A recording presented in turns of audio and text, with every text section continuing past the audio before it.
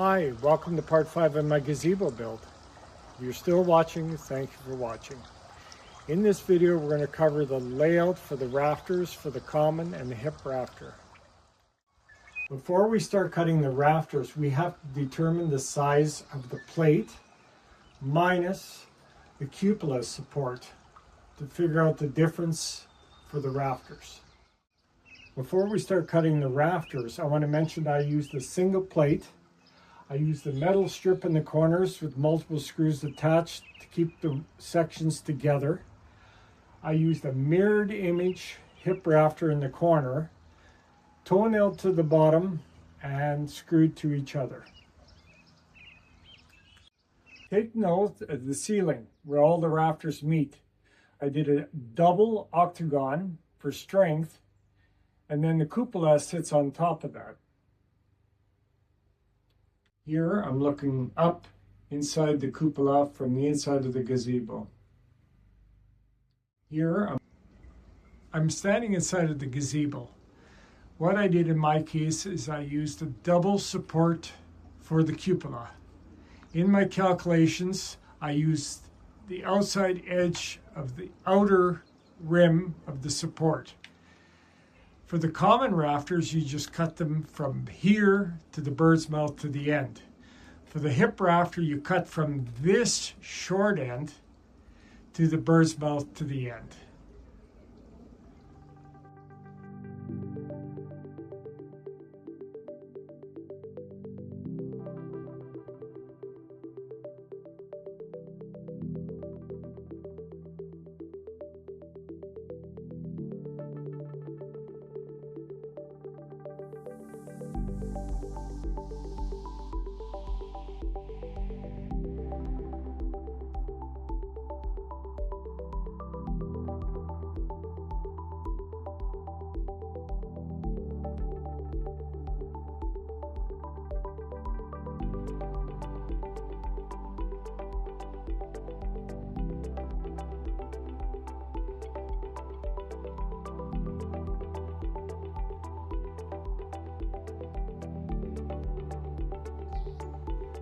In my spreadsheet, I show a chart at the beginning showing the two most common pitches, 6/12 and 8/12 pitch.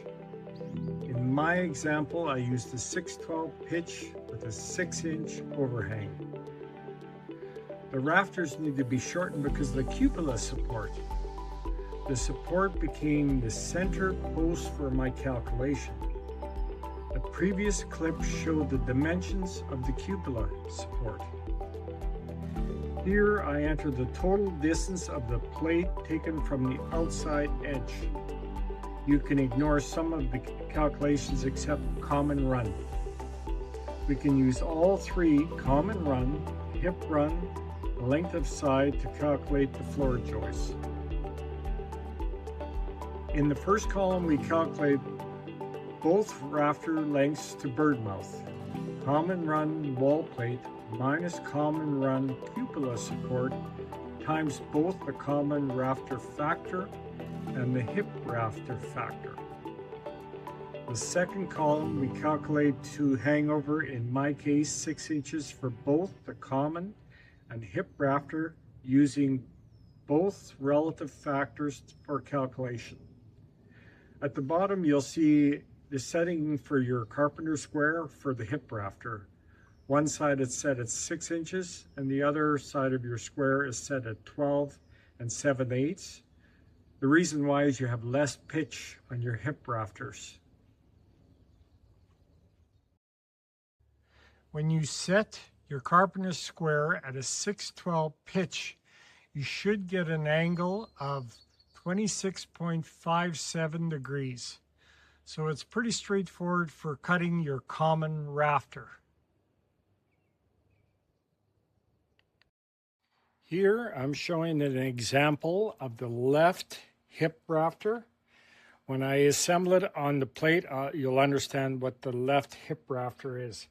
But I have the saw, the miter set at 25 degrees and the bevel at 22.5 degrees.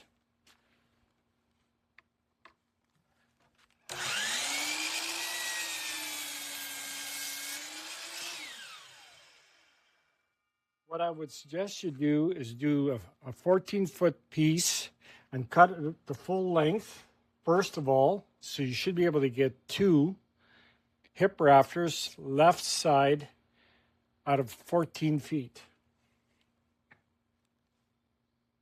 Now I'm going to show you how to cut the right hip rafter. What you have to do is you have to swing your miter saw at 25 degrees this way and cut your pieces for the full length, and then cut the bird's mouth after. And like I said, you should be able to get 2 pieces out of a 14-foot piece of lumber, 2x6. Now, this is the left and right hip rafters. When you cut the bird's mouth, you always go from the short end, the top, we'll say here. The short end to here is your measurement. Same is true for this one. The short, the corner to the bird's mouth. This is the hip rafter for the left side. I've set my saw at 10-degree angle tilted this way. I'm going to use the edge here. I'm going to leave all this corner here, but cut it back 10 degrees on the left hip rafter. This is what your left hip rafter should look like after the cut, with a 10-degree angle this way. This is the right hip rafter now. We're going to cut the 10 degrees here. I haven't changed anything on my saw, so what I'm going to do is I'm going to rip it this way. This is the right. Here is an example of the top plate on one of the corners. What I did is I run a metal strip in the corner, just in the inside, that runs from here to here.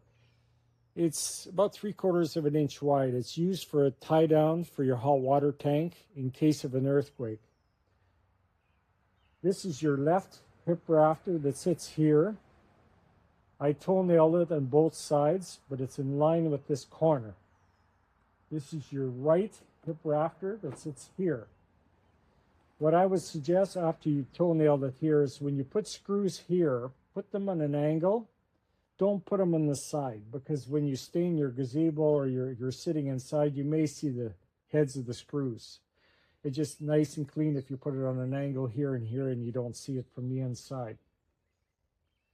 Also, your 10 degrees here, if it's sloped this way and sloped that way, that's for your roof boards when you install them, that it'll run nice and flat. It'll run to your common rafter on this side, to the hip rafter on the other corner, on the far corner. This is the left and right side of the hip rafter. This is where the cupola support is attached. I would make it flush with the bottom and have it standing above, of course. You could toenail it here and here. I wouldn't recommend doing it here because you'll see the screws. Also, I would put screws from the other side of the cupola support.